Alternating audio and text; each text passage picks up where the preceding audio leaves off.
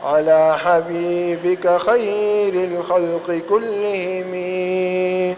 اللهم صل وسلم.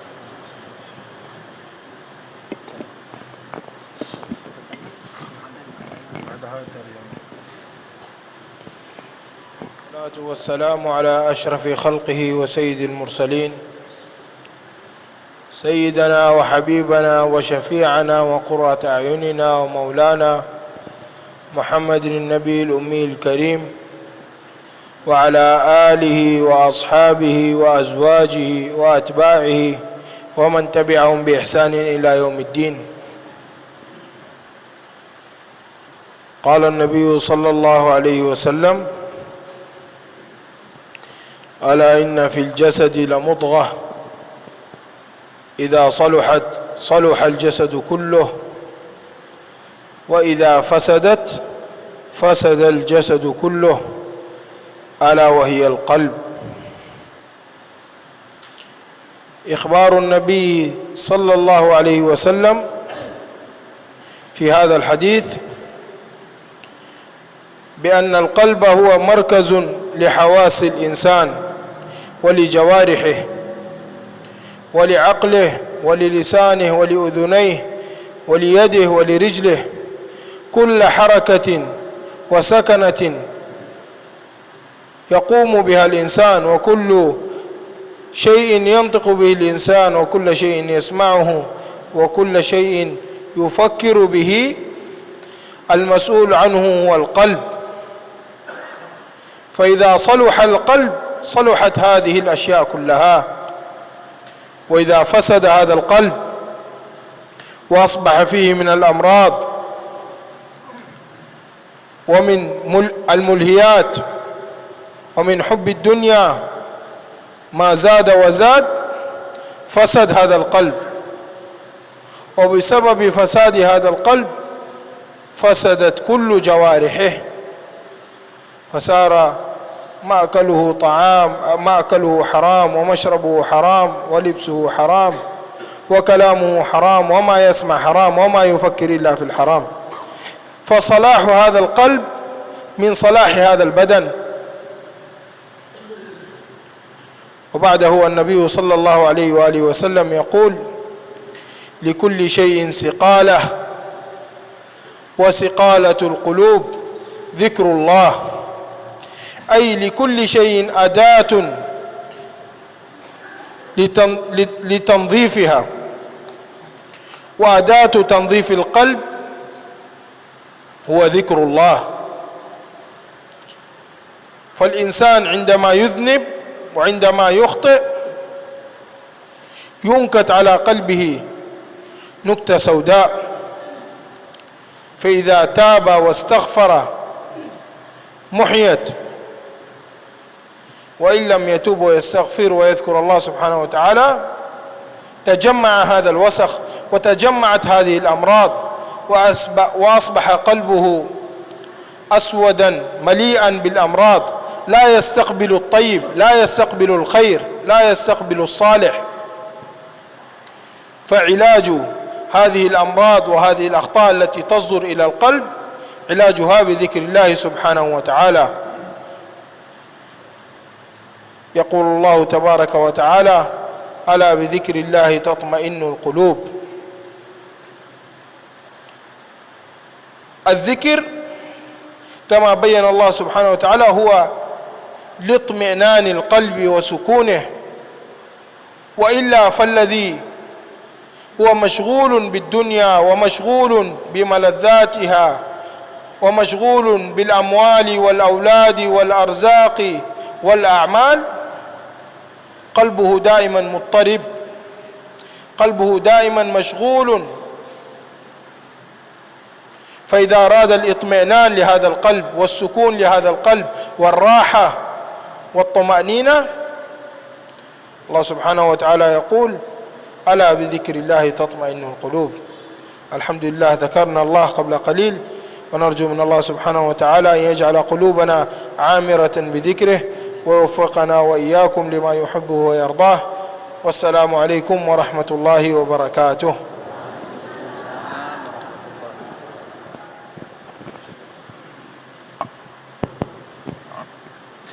Bismillahirrahmanirrahim. Assalamualaikum warahmatullahi wabarakatuh.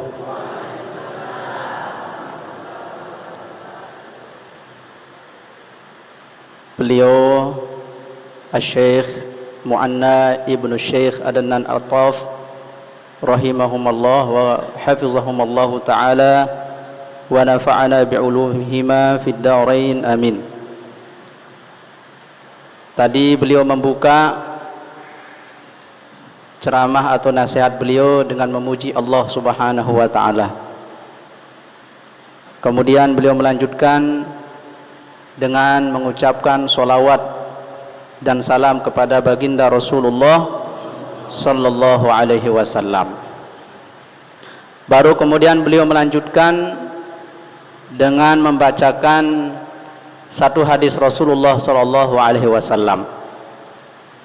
Di dalam hadis beliau disebutkan, ala inna fil jasadi mudghah idza saluhat saluha sairu jasadih sairu amalih wa idza fasadat fasada sairu jasadih ala wahyal qalbu atau kama qala alaihi salatu wassalam. Artinya sesungguhnya di dalam hati kita ini terdapat satu gumpal daging yang menjadi inti daripada badan kita yang nyata ini. Jikalau segumpal daging itu bersih dan bagus, maka otomatis badan kita juga akan bagus. Tapi jika segumpal daging yang ada di dalam tubuh kita ini jelek atau tidak bagus, maka otomatis seluruh anggota badan kita juga tidak bagus. Apa satu gumpal daging yang ada di dalam tubuh kita itu, bapak-bapak, ibu-ibu? Yaitu hati kita, hati yang ada di dalam tubuh kita. Kemudian beliau menjelaskan bahwasanya maksud baginda Rasulullah sallallahu alaihi wasallam di dalam hadis ini adalah hati kita merupakan pimpinan dari semua badan kita. Hati kita yang memimpin mata kita, hati kita yang memimpin mulut kita, hati kita yang memimpin telinga kita, hati kita yang memimpin tangan kita, hati kita yang memimpin kaki kita, akhirnya hati kita yang memimpin seluruh anggota tubuh kita. Maka apapun yang dikerjakan oleh semua anggota tubuh kita, mata kita, mata kita, telinga kita, mulut kita, tangan kita dan kaki kita, itu sumbernya dari hati. Apabila anggota tubuh kita ini mengerjakan kemaksiatan, mengerjakan kejelekan, maka sumbernya adalah hati kita. Jika anggota tubuh kita ini melakukan atau melaksanakan kebaikan atau perkara yang baik, itu semua sumbernya dari hati kita. Jadi sumber semua pekerjaan zahir kita itu adalah hati kita, Bapak Ibu sekalian. Hati kita. Jadi beliau menyampaikan semua mulhiyat, ya, semua perkara yang bisa melalaikan kita di atas dunia ini. Hubbud dunia, terlalu cinta dunia. Kemudian makanan yang kita makan bisa haram, atau minuman yang kita minum bisa haram. Itu semua sumbernya karena hati kita yang kotor. Nah, bagaimana cara kita membersihkan supaya hati kita ini bersih, Bapak Ibu sekalian? Supaya hati kita suci, sehingga badan kita ini perbuatannya bersih dan bagus. Beliau menyampaikan salah satu hadis Rasulullah sallallahu alaihi wasallam, likulli syai'in saqalah wa saqalatul qalbi zikrullah. Beliau menyampaikan setiap sesuatu itu memiliki pembersih. Baju kita memiliki pembersih. Apa kira-kira pembersih ini, Ibu? Ringso pembersih. Boom, mendah pembersih kan? Nah, bom dia bom sama ledak niki. Boom, ringso niki kan? Buden pembersih. Gigi entah apa pembersih nah, Pepsodent, ini ringso. Jadi semua itu memiliki pembersih. Nah, pembersih hati kita ini apa, Bapak Ibu sekalian? Zikrullah, berzikir kepada Allah Subhanahu wa ta'ala. Itu sebabnya tadi kita mengawali majelis kita ini dengan membaca zikir kepada Allah Subhanahu wa taala. Ini tambahan dari tiang, nggih, makin niki. Jadi beliau tidak sampaikan, ini tambahan dari tiang. Jadi zikir yang kita baca tadi itu namanya Thariqah Al-Chistiyah yang beliau terima dari guru beliau yang bernama Syekh Abdul Hafiz rahimahullahu taala. Jadi fungsi daripada zikir Chistiyah itu Bapak Ibu sekalian adalah fungsinya untuk membersihkan hati. Itu sebabnya tadi kita lihat beliau ketika zikir ada gerakan khusus, ya, karena di lapas la ilaha illallah itu ada namanya al-isbat wan nafyu. Jadi an-nafyu wal isbat, menafikan, meniadakan, al-isbat dan menetapkan. Mana menafikan Bapak Ibu? La ilaha, tidak ada Tuhan. Kita menafikan ketuhanan selain Allah Subhanahu, tidak ada Tuhan. Mana isbatnya? Illallah, kecuali Allah. Kita menetapkan bahwasanya yang menjadi Tuhan itu adalah Allah Subhanahu wa taala. Tadi beliau praktikkan ketika mengatakan la ilaha, itu kepala beliau itu keluar, ya. La ilaha illallah. Kalau lafaz Allah itu menuju ke bawah hati kita. Apa maknanya Bapak-bapak, Ibu-ibu? Ya, seolah-olah ketika kita mengarahkan kepala kita keluar, kita membuang semua kotoran-kotoran yang ada di hati kita. Kita kosongkan deh semua. Sifat-sifat yang jelek, sifat dengki, sifat iri, sifat takabur, sifat sombong, semua kita buang ke belakang. Ya, cinta dunia kita buang ke belakang. Sering melakukan perkara-perkara yang melalaikan kita kepada ibadah, kita buang ke belakang. Setelah kita buang, hati kita kosong dari perbuatan-perbuatan yang jelek tadi, barulah kita masukkan lafaznya Allah illallah, sehingga supaya di dalam hati kita ini hanya mengingat Allah Subhanahu wa taala. Nah, la ilaha illallah. Ya, makna gerakan niki Bapak Ibu sekalian. Ndekna sia-sia ndak asal ngintek-ngintek. Pokok ngintek-ngintek doang kiri kanan niki nggih. Ya, makna gerakan kepala niki ada maknanya. Nggih, dulu ayahanda beliau berdua waktu tiang di Madinah menjelaskan bahwasanya itu makna dari gerakan kepala. Kenapa kita perlu gerakan kepala niki Bapak Ibu? Supaya badan kita juga segar berzikir kepada Allah Subhanahu wa taala. Kalau badan kita diam saja, bisa-bisa kita tidur kalau berzikir nggih. Ya kan? Yulan tedem. Nah, ya makna niki ketika la ilah kita buang sifat-sifat kotor, sifat-sifat cinta dunia itu ke belakang. Baru kita masukkan lafaz Allah illallah, kita masukkan dia ke dalam hati kita. Nah, ini yang kedua hadis yang disampaikan oleh beliau. Jadi pembersih hati kita itu adalah zikir kepada Allah Subhanahu wa taala. Ibu-ibu, bapak-bapak, kira-kira waktu kita zikir tadi semua hati kita ikut zikir? Ya, alhamdulillah. Kita merasa tenang, nggih. Yang tambahkan sedikit. Jadi tingkatan orang berzikir itu ada 3. Tingkatan yang paling tinggi itu Bapak Ibu sekalian, zikrullah bil lisani wal qalbi. Berzikir kepada Allah dengan menggunakan lisan dan menggunakan hati. Ketika berzikir, lisan kita mengucapkan la ilaha illallah, hati kita juga connect kepada Allah Subhanahu wa taala. Itu tingkatan paling tinggi. Yang kedua, tingkatan yang kedua yang lebih bawah, zikrullah bil qalbi. Mengingat Allah dengan hati kita. Nah, lebih tinggi mengingat Allah dengan hati daripada lisan. Kenapa? Karena orang biasa lebih khusyuk, lebih fokus mengingat Allah Subhanahu wa taala. Baru tingkatan yang ketiga dan paling bawah itu zikrullah bil lisan. Mengingat Allah, berzikir kepada Allah dengan menggunakan lisan. Bapak Ibu yang tiang hormati, yang tiang muliakan. Kemudian kata beliau, jikalau seseorang itu berbuat dosa, melaksanakan perkara maksiat, maka itu akan menyebabkan hitamnya hatinya. Satu, berbuat dosa, bintik hitam akan muncul di hatinya. 2 kali, 3 kali, terus-menerus, itulah yang membuat hatinya hitam. Kalau sudah hatinya hitam, kata beliau, fala yaqbalun nasihah, dia tidak bisa menerima nasihat siapapun, dia tidak mau mengerjakan kebaikan, tidak mau mengerjakan amal soleh. Nah, bagaimana caranya dibersihkan hati kita kalau sudah hitam, Bapak Ibu sekalian? Caranya adalah zikrullah, berzikir kepada Allah Subhanahu wa ta'ala.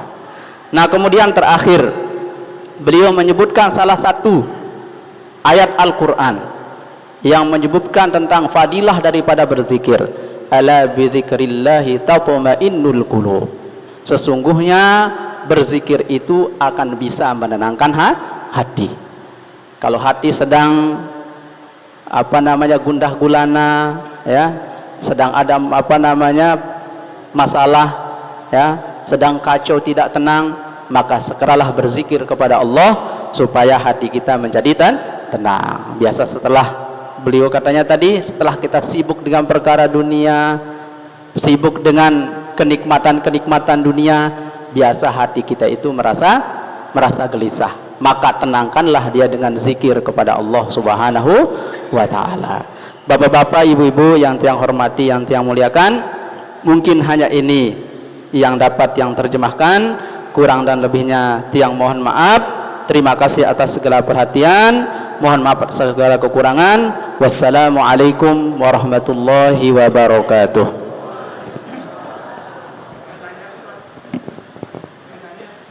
Yas'al ya nih? Yas'al. Tayyib. Kenapa? Oh, zikir isbat berapa kali? Yas'al ya, dzikrul isbat berapa kali? La ilaha illallah kam marrah wa illallah kam marrah, Allah kam marrah, Allah kam marrah. هذا الذكر يعني هذا الورد الخاص الذي فيه عدد خاص، يعني يأخذه من الشيخ الذي يأخذ عنه الطريقة، لأن لكل مريد يريد أن يتعالج عند هذا الشيخ أو يعالج هذه الأمراض القلبية ويعالج أحواله الشخصية، لا بد أن يكون له شيخ ويأخذ منه البيعة، يبايعه. وبعدين الشيخ هذا مثل الطبيب، عندما يكون عند الإنسان مرض خاص، مثلا مرض الجلد، لا يذهب إلى طبيب العين ويطلب منه دواء العين، وإذا ذهب إلى الطبيب العام لا يعطيه دواء القلب وهو عنده سكر، لا بد أن يعطي لكل مرض دواء خاص له. فهذا الذكر أيضا ورد خاص بعدد خاص للشخص على ما يحتاج هو، على ما يستطيع هو، وهذا يأخذه من شيخ عنده إجازة في الطرق، إجازة في الطريقة.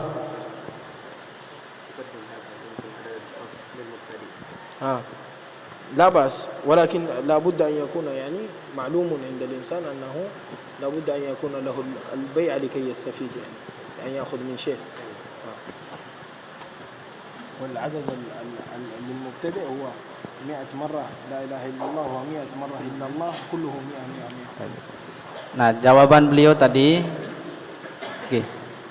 kata beliau pertama, jadi kalau ada yang mau pakai zikir ini, itu bahasanya beliau ini adalah wirid khusus yang harus memiliki guru khusus, karena ketika berzikir itu taubahnya seperti orang yang sedang sakit, dia kan sedang sakit hati, taubahnya seperti orang sakit yang harus mencari dokter, dan dokter yang harus dia cari itu harus sesuai dengan penyakitnya. Ketika dia sakit mata, jangan dia pergi ke dokter sakit hati atau sakit gigi. Nah, salah dia niki. Nah, makanya kalau ada orang yang mau berzikir, ya harus pertama kata beliau itu harus menerima bai'ah. Bai'ah itu artinya ijazah. Ijazah di thariqah itu namanya bai'ah. Di bai'ah sama guru itu, nanti dia yang akan tahu apa penyakit kita, apakah sombong, apakah iri, apakah riya, sehingga diberikan jumlah khusus di dalam zikir itu. Itu kata beliau tadi. Tetapi kalau ada yang mau mengamalkan, bagi pemula kata beliau bisa mengamalkan zikir tadi semuanya 100. La ilaha illallah 100 kali, illallah 100 kali, Allahu Allah, jadi dihitung sekali, Allahu Allah sekali, Allahu Allah sekali sampai 100 kali. Kemudian yang terakhir Allah Allah Allah itu sampai 100 kali. Itu bagi pemula kata beliau. Kalau ada yang mau berzikir itu bisa dipakai, ya. Yang ulang la ilaha illallah 100 kali, illallah 100 kali, kemudian Allahu Allah 100 kali, baru kemudian Allah 100 kali. Wallahu a'lam.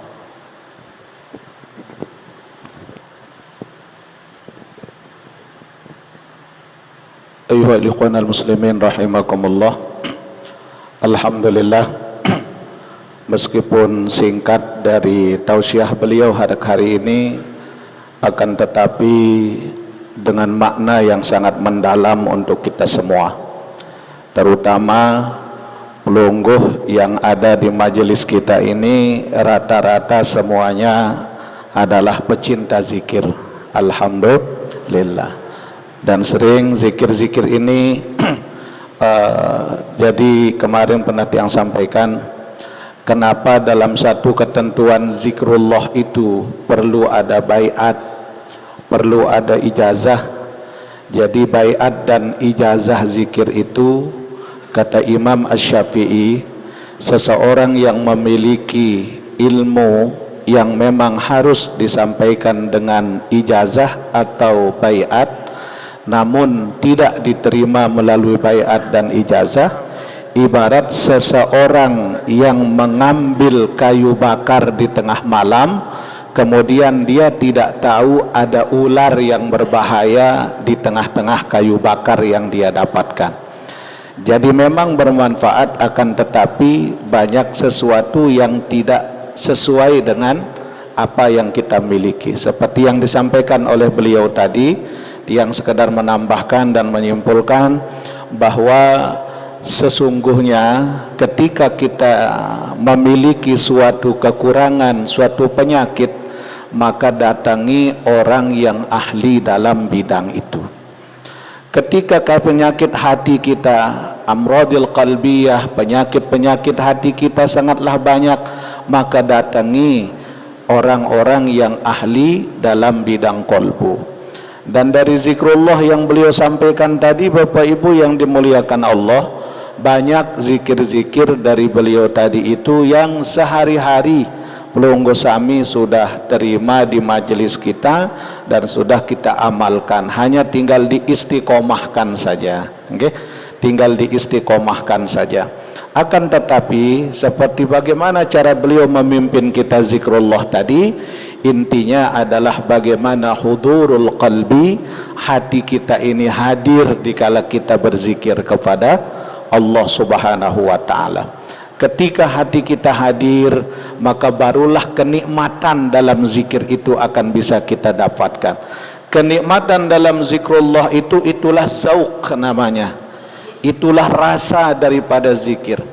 Ketika rasa dalam zikrullah ini sudah mampu kita dapatkan, maka sudah tidak ada kita, maka kita fana billah dalam zikrullah itu, maka kita ini binasa. Namun yang baqa dalam zikrullah itu adalah yang punya nama. Tadi ada gerakan-gerakan khusus dari amalan zikir yang beliau ajarkan kepada kita. Kira-kira bisa kita amalkan niki Bapak Ibu?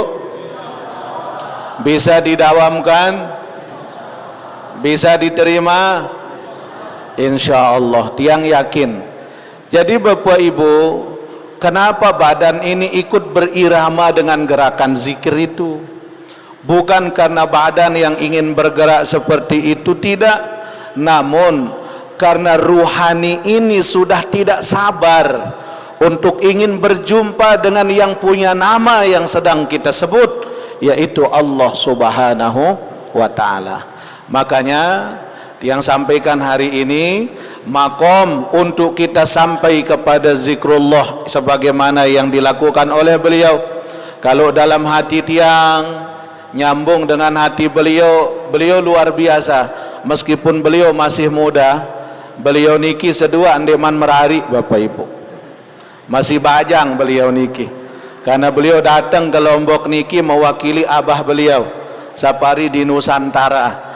Nah jadi Bapak Ibu, kata ayahanda beliau, Syekh Muhammad Adnan Al-Altab bahwa beliau pernah ijazahkan kepada tiang dulu juga saat tiang ziarah ke gedeng beliau di Madinah saat berhaji dan saat umroh. Apa yang beliau sampaikan?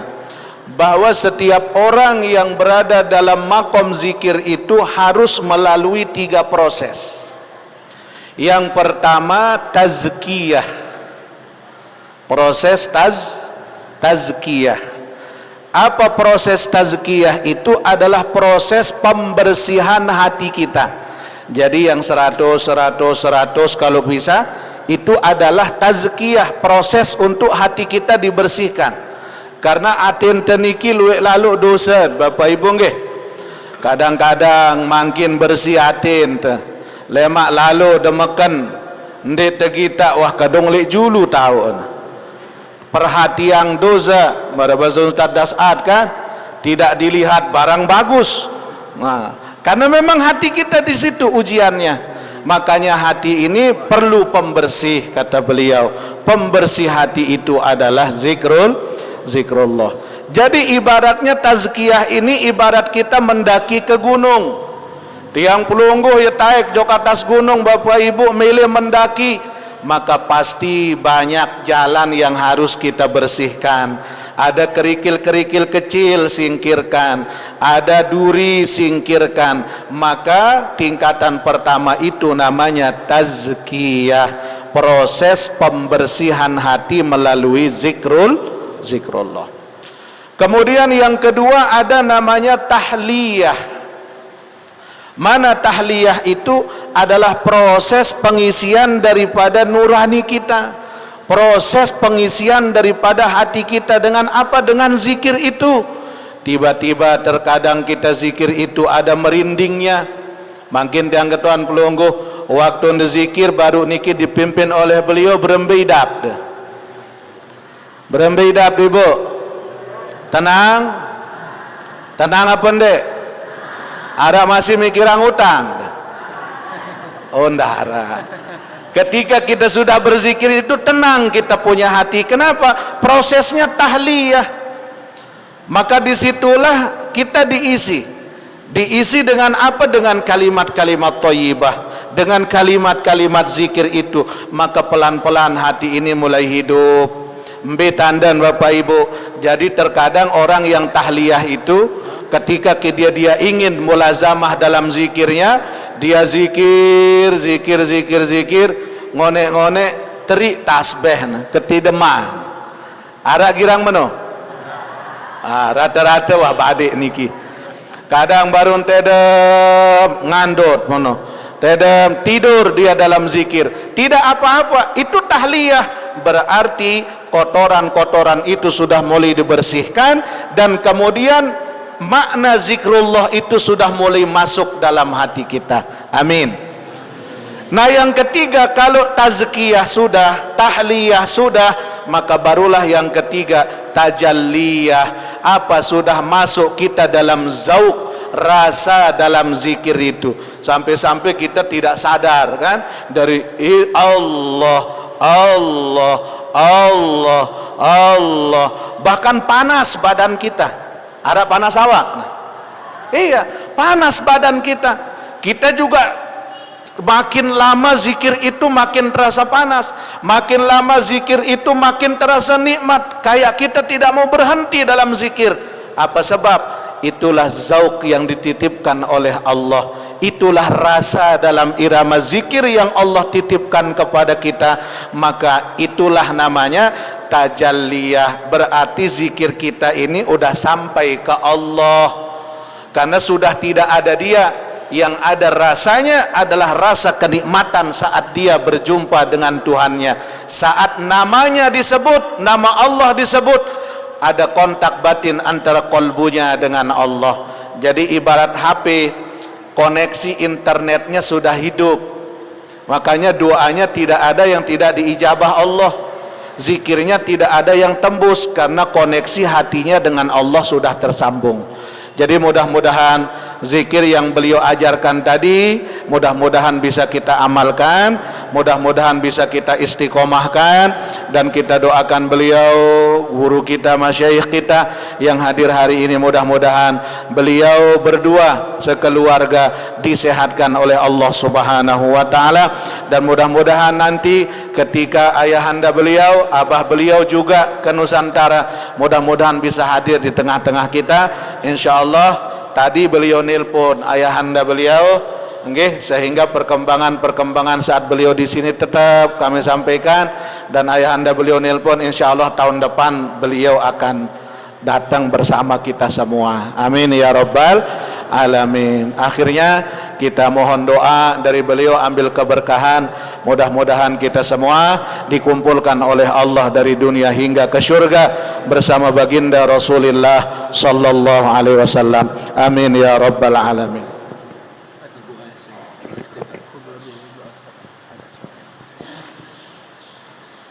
اللهم لك الحمد حتى ترضى، اللهم لك الحمد إذا رضيت ولك الحمد بعد الرضا. اللهم صل على سيدنا ومولانا محمد وعلى آل سيدنا ومولانا محمد صلاة تنجينا بها من جميع الأهوال والآفات، وتقضي لنا بها جميع الحاجات، وتطهرنا بها من جميع السيئات، وترفعنا بها عندك أعلى الدرجات، وتبلغنا بها أقصى الغايات من جميع الخيرات في الحياة وبعد الممات، إنك على كل شيء قدير. اللهم ارزقنا حبك وحب حبيبك المصطفى صلى الله عليه وسلم. اللهم آنسنا بقربك، وارزقنا لذة عبادتك، وكرهنا لذة معصيتك. اللهم أعنا على ذكرك، اللهم أعنا على ذكرك، اللهم أعنا على ذكرك وشكرك وحسن عبادتك.